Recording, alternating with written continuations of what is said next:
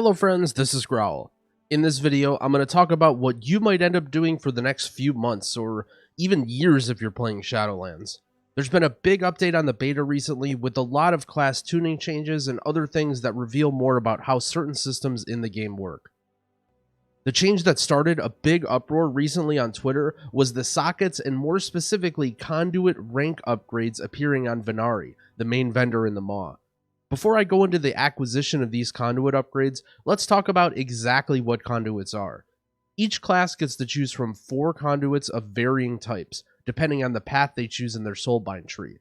These Conduits are pretty powerful, with the best ones upgrading main rotational abilities. Each Conduit right now in the beta has 15 different ranks. The higher the rank, the more powerful the Conduit is.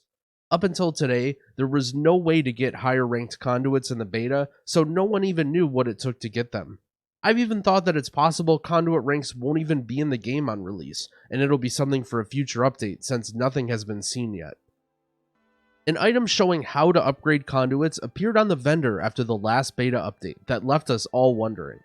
Manifest Aether's Hunt reads, add a Conduit you do not have to your collection, or upgrade an existing Conduit by 1 rank. The upgraded Conduit will be selected randomly from your lowest ranked Conduits. This would mean that you would have to upgrade all of your Conduits at the same time, needing hundreds and hundreds of these to reach max level Conduits. To purchase them, you need Stygia. Stygia is the main currency of the Maw, and is obtained in a similar way to most other zone currencies, doing daily quests or world quests, killing rare mobs, and even just walking around killing stuff and opening chests can reward small amounts of Stygia. People are extremely worried that the Shadowlands lore is actually true IRL, and your soul will be trapped inside of the Maw, farming Stygia for the rest of the expansion. The Maw hasn't been a well-received zone. The mob density is low and spread out, and there really isn't much to do. On top of that, mounts currently don't work there, so it feels super slow and clunky to get around. Here's a clip of me doing dailies and getting invited by somebody. I thought I'd met a new friend, but instead they just demanded that I get into travel form and give them a ride, and then quickly left the party after they realized it didn't work. It almost feels like Blizzard realizes their endgame zone is a bit lacking, so they use things like mount restrictions to make it seem bigger. Before I scare you too much, let me give you my take. Although currently this is the only way to upgrade Conduits, I don't actually think this is how it was meant to be. Normally, the base Conduits are found through various aspects of the game, like an end of dungeon mythic chest. I think this is simply a catch-up mechanism to allow alts or people who just wish to fly solo to slowly unlock Conduits without having to worry about finding groups for endgame content yet. Although there's nothing else in the game for Conduit upgrades, this system really just makes no sense, and I wouldn't assume this is the main method of upgrading. Just be patient and wait for the real system to come out before you make a large judgment. Oh no, this sounds familiar. Maybe this wasn't the best idea. There are a few other updates on the beta I want to talk about that came out since my last update video. First, one that I glanced over is that sockets are available for purchase for Maw currency. This is great news. I really love the way the socket system is playing out. Sockets will still feel good to get and improve the power level of your character in the same way. However, making sockets farmable in the endgame means you can slowly start to socket your best in slot items, and you're on an even playing field with someone else who just got really lucky. I'm a big fan of this change and happy to see it come back. Next is the removal of bonus rolls. Blizzard has confirmed in a blue post that there will be no bonus loot tokens or options to reroll for more loot on a boss in Shadowlands. This makes sense to me because of how powerful the new weekly chest is. They need to tone down the amount of loot you get from drops because of how quickly you'll be best in slot geared. Personally, I want this gearing to be hard because I want some excitement when I get loot to see if it's an upgrade. However, it can be really frustrating if there's one specific loot piece that's a big power level upgrade and I can't target it because of the lack of bonus rolls. I'm okay with the removal of them, however, I think the loot delivery system is pretty boring and I'm not looking forward to my best in slot gear being drip fed to me every week through a chest on Tuesday. Finally, I want to discuss some class changes. There were quite a few changes, so I'll leave a link to the beta build in the description if you want to read through all of them. Most of these changes are focused around Covenant abilities, however there are a few others that are notable.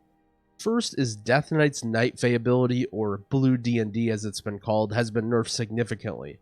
Night Fae was the most popular covenant for Death Knights on the beta by a long shot, and it wasn't a surprise to see this nerf coming, not only because of its strength, but also because of how many Death Knights just don't relate to the Night Fae aesthetic. I mean, they are Death Knights after all. This is bad news for Blood DK specifically. They were looking like one of the better tanks, however this nerf will likely put them behind some of the other more popular choices. Demon Hunters, however, received buffs to their Covenant abilities, most notably the Kyrian Sigil. This now does huge amounts of damage and directly impacts Vengeance Demon Hunters. Although many were worried about the changes to Demonic hurting their survivability too much, nearly all of the other tanks have received pretty significant survivability nerfs for dungeons, so it's still looking like Vengeance will be one of the top tank picks if things stay the way they are. Resto Druid legendaries got a shift, with pretty substantial nerfs to their two standout options. Double Life Bloom was originally reduced from 100% to 75% bonus healing, and now has been reduced again down to 25%. Although this is a pretty big hit to overall HPS, it still remains a reasonable option due to the ability to have 2 life blooms out with the talent Photosynthesis. Verdant Infusion, the Swiftmen legendary, was also nerfed by almost half, with its hot extension being reduced from 10 seconds to 6. This one is a pretty substantial nerf too, and I think it hurts the viability of it a fair bit. Although this legendary doesn't consume a hot with Swiftmend, it still requires that hot to be on the target, which is a major drawback. With this nerf, I would like to see that restriction removed. The Wild Growth legendary has been buffed, bringing it from worthless to actually pretty good. With the nerfs to the others, I think this might actually be a good option for Raid, and potentially for Mythic Plus as well if AoE healing becomes an issue. Hunter received a pretty big buff to their Covenant abilities as well. Most notably, the Night Fae ability, Wild Spirits. This buff is a bit questionable.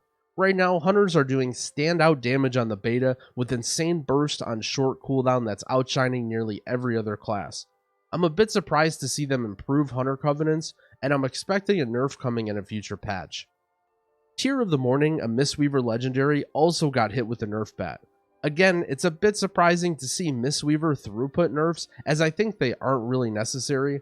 It does make sense though that this legendary isn't strong, considering it's quite boring and doesn't alter your rotation while you play, just provides some passive healing. Generally, I'd prefer these passive sorts of legendaries are easy to use, but should not provide more throughput than the funner, more engaging ones like Teachings of the Monastery for example. Shaman also received some Covenant buffs as well, to everything except Kyrian. The cast time of Primordial Wave was made instant, making it a great option that you can use for both healing and damage. Chain Harvest also received a slight damage buff, so that could be a good option as well. And the enhancement Night Fae ability was improved to give 1 stack of Maelstrom weapon.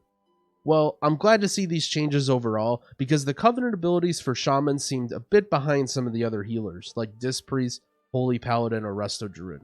I'd love to see some more Covenant buffs to the less popular healers, specifically Mistweaver and Holy Priest now. Finally, Arms Warrior got some buffs to their damage as well. Colossus Smash and Warbreaker will both apply deep wounds now. This will not only make their mastery more valuable, but make their damage higher overall, a much needed change as Arms has been doing some of the lowest damage of any class on the beta right now. It's a bit too soon to say how much this will affect it, however I'm looking forward to playing with some more warriors to see how the changes go. This wraps up most of the big updates that I wanted to talk about. There were more changes for nearly every class that I couldn't go over in the video, so be sure to check out the link in the description if I didn't mention what was relevant to you. Thanks for watching. If you enjoyed the video, be sure to give it a like and subscribe to my channel for more Shadowlands informational content, as well as walkthroughs and guides when the game is released. I'll be live streaming the beta and release of the game as well, so don't forget to check that out. There'll be a link to my stream in the description. Happy keying.